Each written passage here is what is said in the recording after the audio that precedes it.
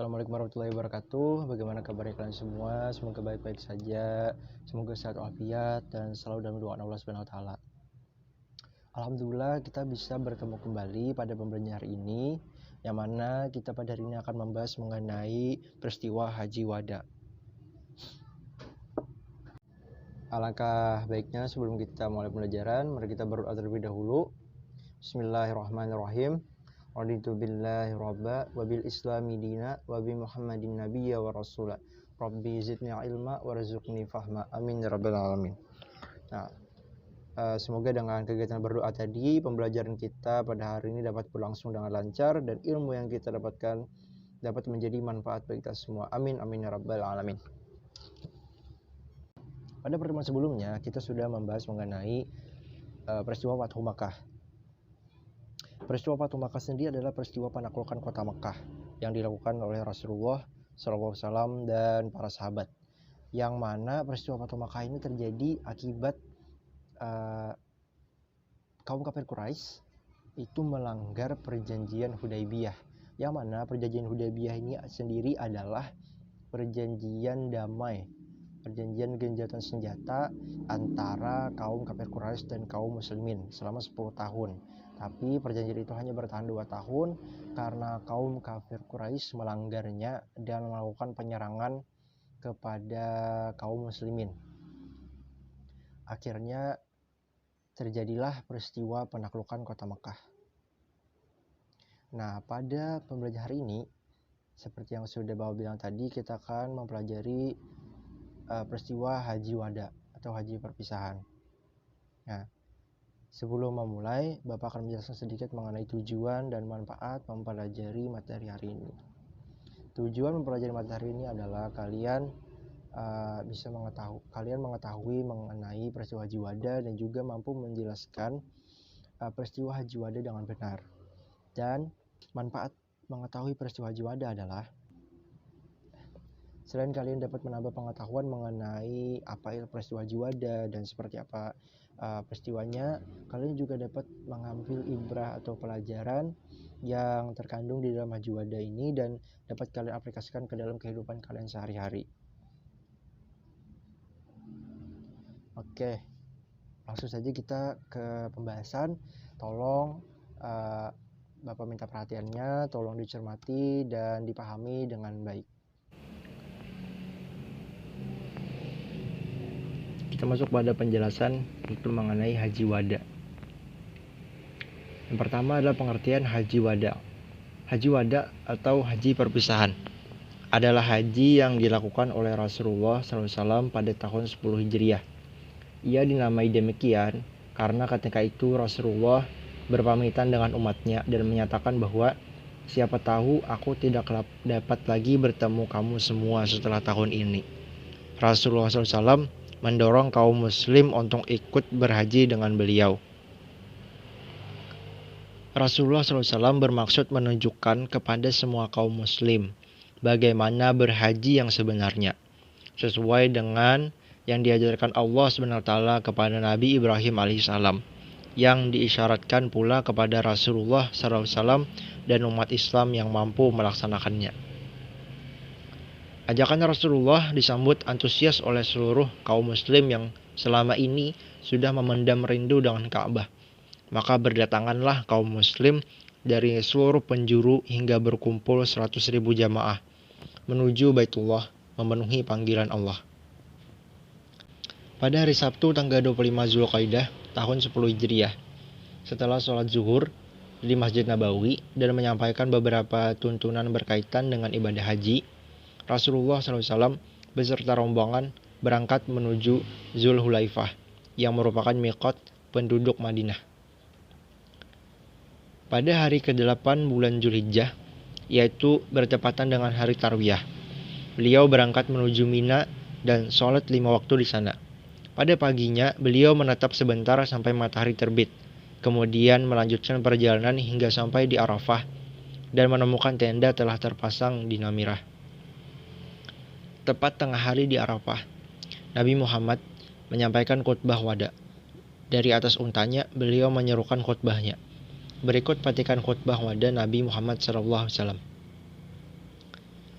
Wahai manusia, dengarkanlah apa yang kukatakan. Mungkin setelah tahun ini, aku tidak akan bertemu lagi dengan kalian di tempat ini untuk selama-lamanya. Wahai manusia, sesungguhnya harta dan tahta kalian adalah suci, sebagaimana sucinya hari dan bulan sekarang ini di negeri kalian ini. Wahai manusia, sesungguhnya aku telah menyampaikan risalah ini. Aku tinggalkan 2 pustaka untuk kalian, yang apabila kalian berpegang teguh kepadanya, kalian tidak akan pernah tersesat, yaitu kitab Allah dan sunnah Rasulnya. Wahai manusia, sembahlah Tuhanmu, dirikanlah sholat, bayarlah zakat, berpuasalah pada bulan Ramadan, pasti kalian akan masuk surga. Tunaikanlah ibadah haji dan taatlah pemimpin kalian, niscaya kalian akan masuk surga. Wahai manusia, janganlah kamu berlaku kasar terhadap wanita. Janganlah kamu sekalian menuntut balas terhadap kekejaman zaman jahiliyah. Janganlah kamu mengambil keuntungan dari uang yang kamu pinjamkan, dan janganlah kamu kembali menjadi kafir sepeninggalku nanti. Sesungguhnya seorang muslim dengan muslim yang lain itu adalah bersaudara.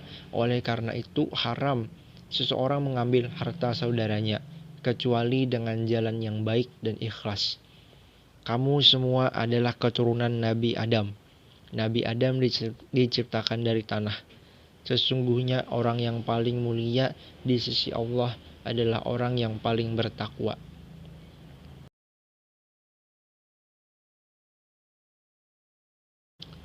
Nabi Muhammad SAW menutup khutbahnya dengan berkata, "Ya Allah, sudah aku sampaikan." Serentak jemaah menjawab, "Benar." Lalu beliau berkata, "Ya Allah, saksikan ini." Demikianlah khutbah wada disampaikan oleh Nabi Muhammad SAW dari atas untanya yang bernama Al-Qaswah. Setelah itu turunlah wahyu terakhir, yaitu surah Al-Maidah ayat 3. Allah berfirman, Bismillahirrahmanirrahim. Al-yawma aklamtu lakum dinakum wa atamtu alaikum ni'mati wa raditu lakumul islam madina. Yang artinya, pada hari ini telah kusempurnakan untuk kamu agamamu, dan telah kucukupkan kepadamu nikmatku, dan telah kuridhoi Islam itu menjadi agama bagimu. Ayat di atas menegaskan kabar gembira bagi umat Islam bahwa Islam telah sempurna. Inilah isyarat bahwa risalah Islam yang dibawa Nabi Muhammad SAW telah tuntas. Malam itu beliau meninggalkan Arafah dan menginap di Musdalifah. Pada pagi harinya beliau turun ke Masjidil Haram, kemudian ke Mina untuk melemparkan jumrah. Di kemah beliau menyembelih 63 ekor unta, jumlah yang sebanyak tahun usianya. Setelah itu Nabi Muhammad mencukur rambutnya, mengakhiri ibadah haji wada.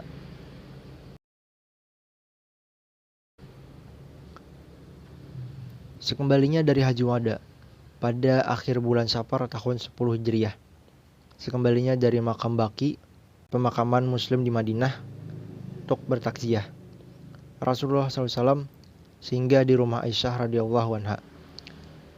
Rasulullah merasakan sakit kepala dan semakin lama semakin sakit, hingga pada hari Senin tanggal 12 Rabiul Awal tahun 11 Hijriah atau bertepatan dengan tanggal 8 Juni 623 Masehi, beliau wafat di rumah Aisyah radhiyallahu anha. Nah, itulah tadi penjelasan mengenai haji wada. Semoga bisa kalian pahami. Sekian dari Bapak, terima kasih.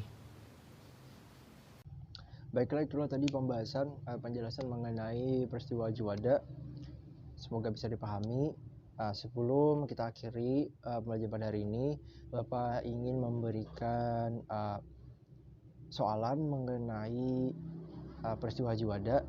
Pertama adalah kenapa peristiwa itu disebut haji wada, dan apa isi khutbah yang Nabi SAW serukan pada saat berada di Padang Arafah pada peristiwa Haji Wada.